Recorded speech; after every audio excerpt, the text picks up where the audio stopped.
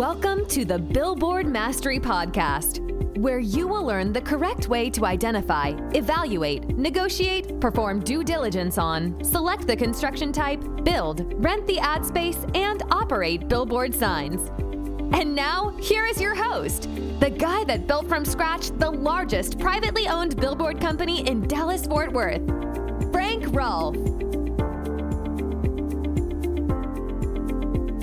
So you've got an empty billboard and you're racing the clock to get it full because time means money, and every day it sits vacant, there's more money out of your pocket. So where do you go? Where do you get that first initial list of potential advertisers? This is Frank Rolfe, the Billboard Mastery Podcast. We're going to talk about two built-in lists of potential advertiser for any billboard that you definitely want to attack almost immediately. The first, and my favorite list, is every business at the next exit. In fact, you can be the next exit, even the exit down from that, and maybe even one more down. Because nothing is better for a billboard than an advertiser where you can put on the billboard next exit. That's one of the most powerful combinations of terms because it makes that billboard like a salesman, a point-of-purchase salesman who screams at the customer in the car, okay, McDonald's is right now. Get over and exit, and you can come in and have breakfast, lunch, or dinner, whatever you are seeking. So make a list of every business at those nearby exits because those people will do well with the sign. It'll pay for itself, and they fully understand why that makes sense for them. And if you hit all of those restaurants and those hotels and those gas stations and every other service at those exits, you're going to have a winner. And don't say, well, now wait a minute, though. There are those exit logo signs that I see on the highway at those exits. Who would want my billboard because they can put their logo there? Well, there's more to sell than just the logo. Sure, you see the logo for McDonald's, for Arby's, for Taco Bell, and you know, okay, hey, those are at this exit. But that doesn't mean that you don't have to sell them on why they want that.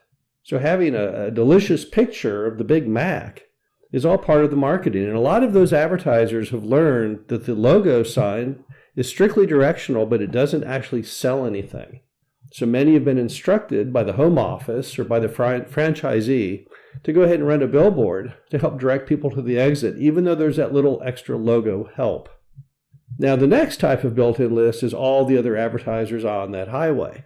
Because every other advertiser that's on that highway, whether they are directional to an exit or generic, like an insurance company, they're just trying to get people who are going that direction on that road.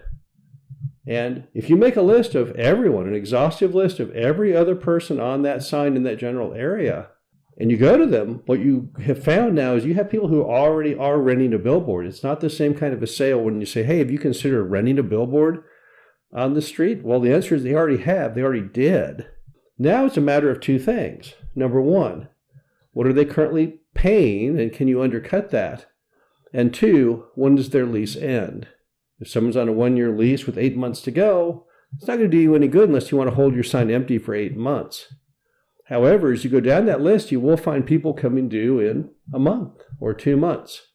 And you can say to them, okay, well, look, I've got a billboard that's actually better than the one you're on in the same vicinity.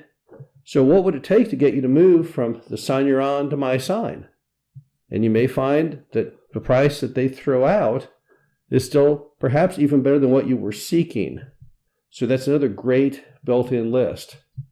Now, if you take the power of those two lists, all the other people on the signs in the general area and the exit now grouping, you're definitely going to find an advertiser. If you work that, you're definitely going to find somebody at some price that will rent the sign.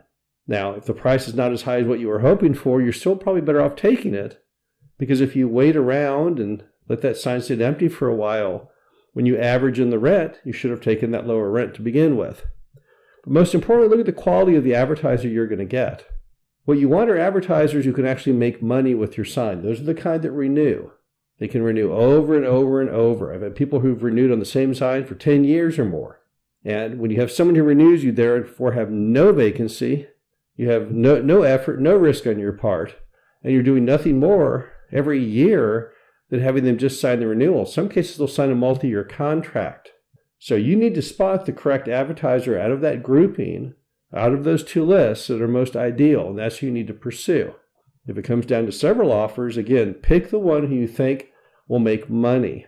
Because the advertiser who uses their investment dollars as an investment, they will stay. Those who look at the sign, it's simply a matter of cost or a line item expense. Those are the ones who typically drop. This is Frank Rolfe, the Billboard Mastery Podcast. Hope you enjoyed this. Talk to you again soon. Thank you for listening to the Billboard Mastery Podcast. Be sure to visit us at www.billboardmastery.com, where you can find past episodes of this show, plus an array of information to help you successfully build, buy, and operate billboard signs.